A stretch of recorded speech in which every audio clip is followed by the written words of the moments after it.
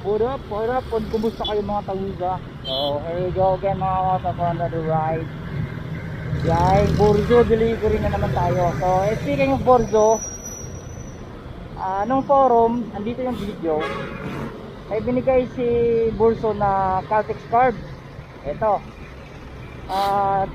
May paayuda si Burzo na galing kay Caltex. So, binigyan nila tayo ng 500 worth of gas. So malaking tulong na yun, malaking bagay na yun sa mga riders na katulad ng Burzo, Courier, di ba? Kasi nakakalibre na tayo ng gas.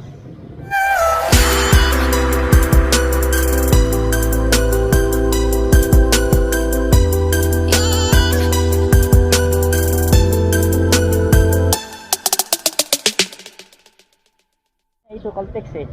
So yun, speaking of Caltex, dapat sa Caltex tayo magpapagas kasi may libre tayong 500. So yun, nandito na tayo sa Caltex. You know, makalibre na tayo ng 500 gas. So subukan natin to.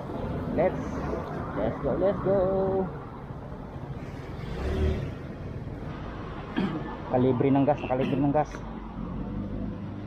Nag-rollback na ba, sir? Rollback na sir. Magkano na litro? Ito sa akin yun. Naka 7 liters din. Hindi pa rin na full tanks, no? Kulang pa ng 1 buck.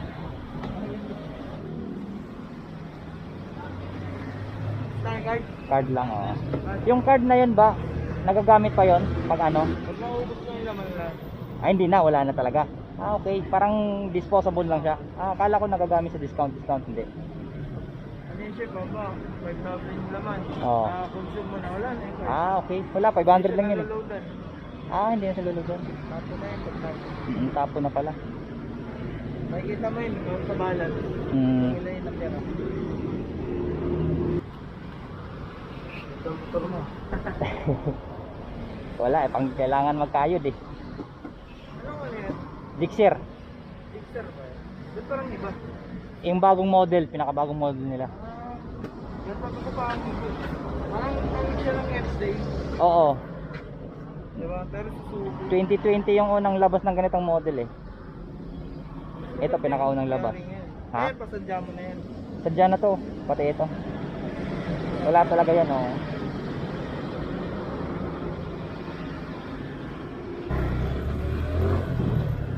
So ayun,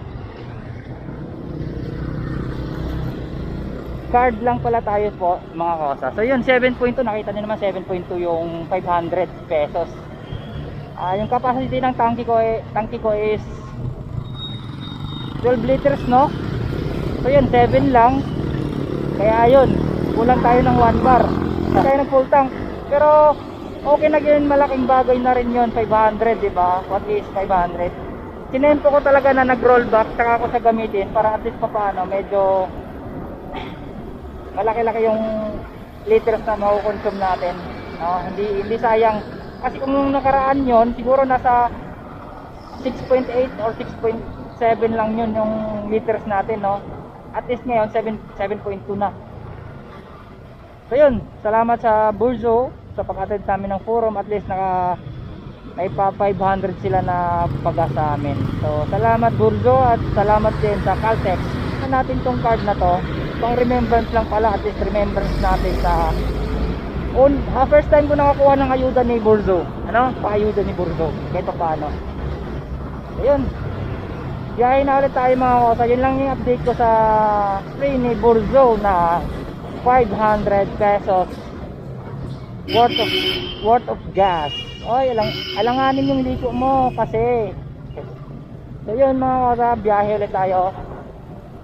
Let's go. Kay Aileen po, Caloocan sir, tama? Opo, Sir, Kulahan. yung ano po na yan, hindi ko po na-inote na Caloocan Santa Quiteria, pero yung pinin ko daw po is tama. Para lang po hindi daw po kayo maligaw, sabihin ko na lang din po na Santa Quiteria. Pero yan yung exact na number ng... Apo, yan po yung 27 El Tullahan Road, tapos Santa Quiteria. Wala kasi lumalabas Santa Quiteria, Santa pero Quiteria. tama daw po yan. Yung pin. Okay, Opo, sige. yung pin, sabi po sa Santa Quiteria, no? Apo. Sir, ano po yung Gcash number mo? Dito ko na lang po payment. Oh, sige, 0998. Apo.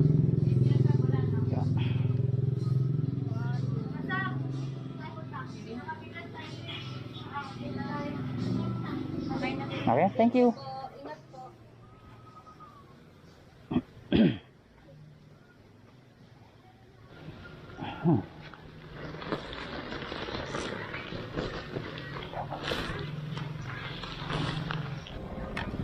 So yan mga kasa, no? May bagong incentives na pala si Burzo ngayon dito sa mga masisipag natin na mga rider, no, na naghahapit talaga araw-araw, nakakasampu, naka-order sa isang araw, no. Sobrang sipag. Tayo kasi mga kasa, nasa pinakamalaki ko, pitong complete orders lang sa isang araw. So ito, may pa-flash ako ito. Ito yung bago nilang incentives, no. Ito yung maghahapit. So ngayon, nakalibre ako ng gas kay Caltex. Thank you kay Caltex. Nakalibre tayo ng 500 na worth of gas. So susubukan natin ngayon maghapit. Ay, hindi naman maghapit mga kosa. Susubukan ko ngayon yung kita ko kung magkano yung kikitain ko ngayon mga kosa. Today is March 22. March 22 ngayon, Martes. Libre tayo ng gas. Ang pinaload ko lang ngayon is 100 pesos. Only call, only text for good for 7 days. So yun, titingnan natin kung magkano makikitain natin ngayon. So, at kung ilan complete orders ba yung nakuha natin. Nag-umpisa tayo ng mga alas 11. Alas 11 ng umaga o magtatanghali. So titingnan natin kung saan tayo aabotin ngayon mga kosa. So update ko lang kayo hanggang mamaya kasi baka maglobot yung camera ko. Sa charge na naman ako. Di ko nadala yung charger, kainis. So yun, update later kung magkano yung kinita ko mga kosa at ilan yung na-deliver ko ngayon. So peace out, mamaya ulit.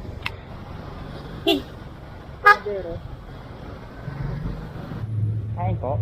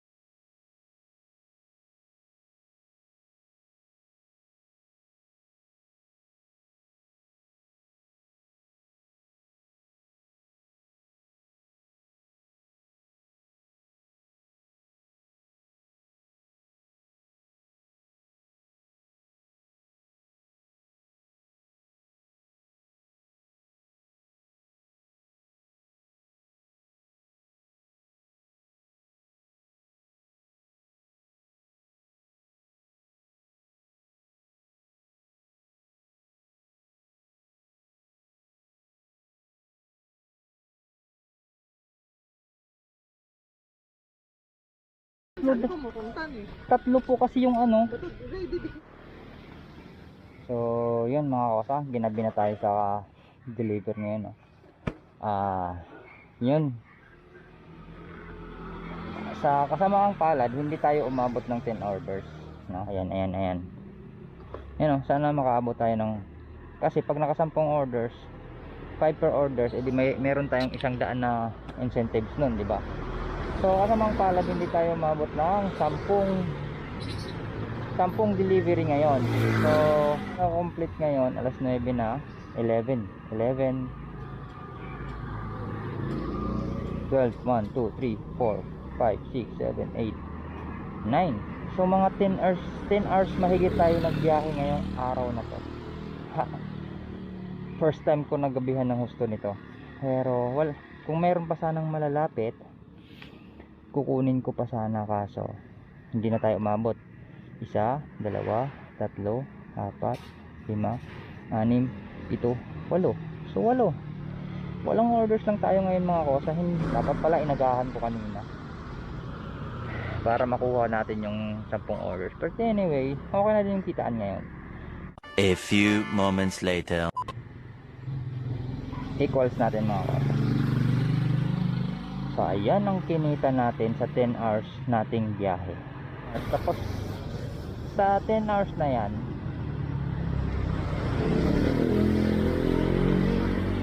kumain pa tayo. Yung unang gastos ko sa pagkain is 69 lunch ko. Tapos nitong gabi, kasi naghalo-halo ako, 90 minus 69 minus 90 equals. So yan lang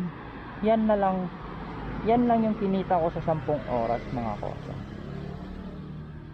Di ba? Parang sulit ba yung pagod mo sa 10 oras? Yan lang kinita mo. 578. Medyo bad trip lang kanina kasi naghahanap kanina sa isang customer, hindi ko mahagilap. Nagsayang pa ako. So good thing na may libre tayong gas kanina na. Yan, yun, 578 yung take home natin ngayon. So minus pa yan kasi nagpa-load ako ng 7 days. So 478 na lang. 478 na lang mga kosa. Pinagod ko lang yung katawang lupa ko. Pero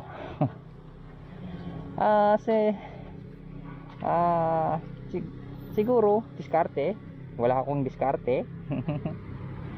Ewan ko na, comment down na lang sa mga galing, no?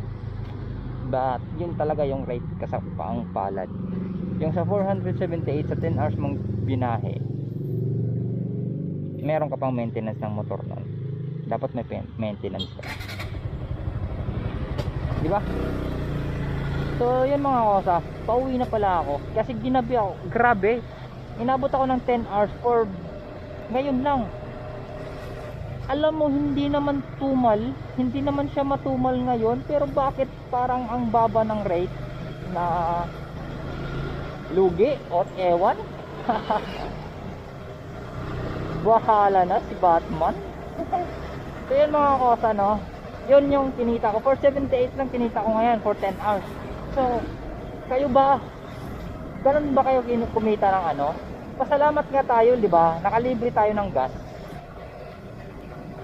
Nakalibre tayo ng gas kay Caltex. Malaking bagay yung libreng gas ni Caltex na 500, di ba?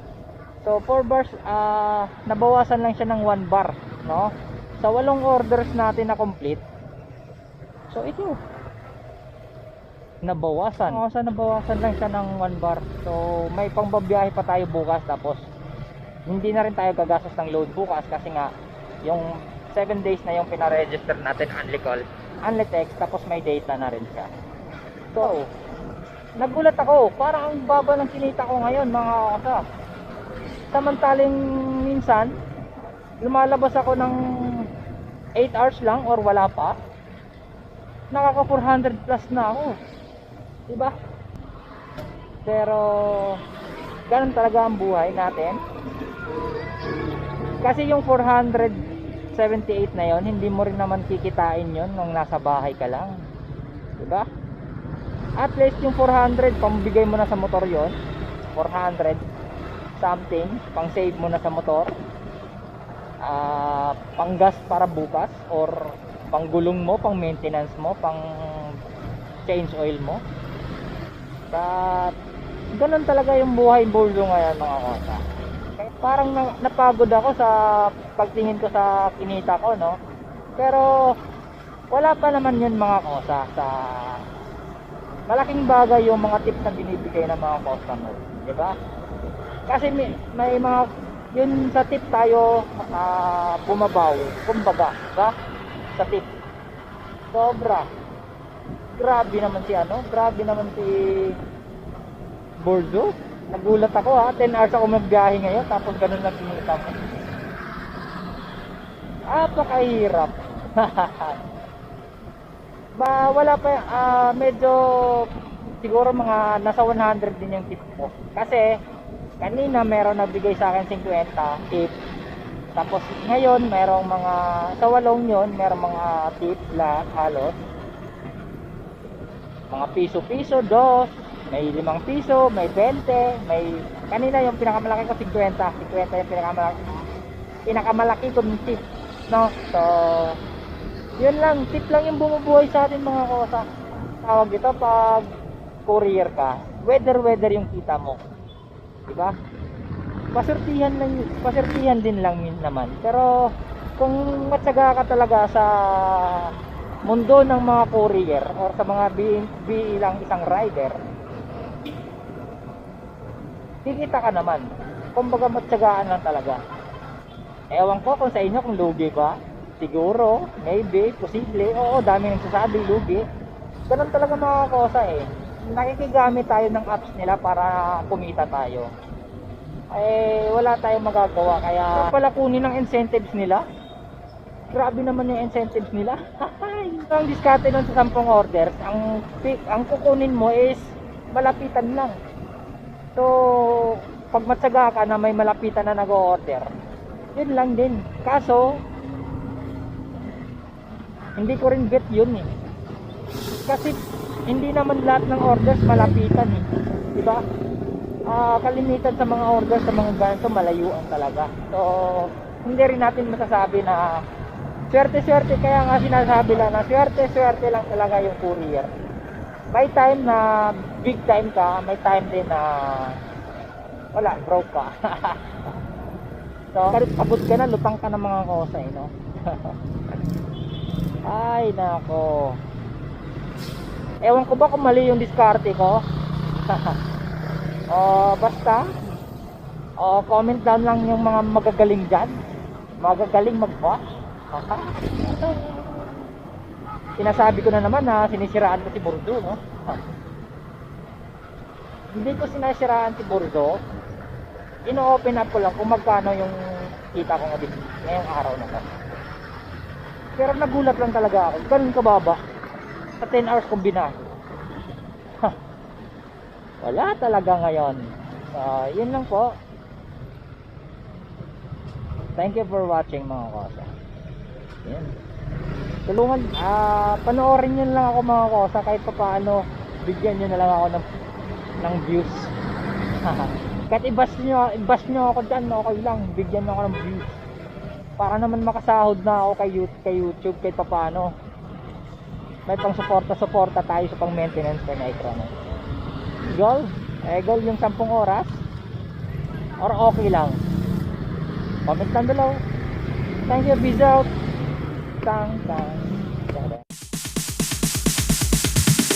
Sorry, it's DJ.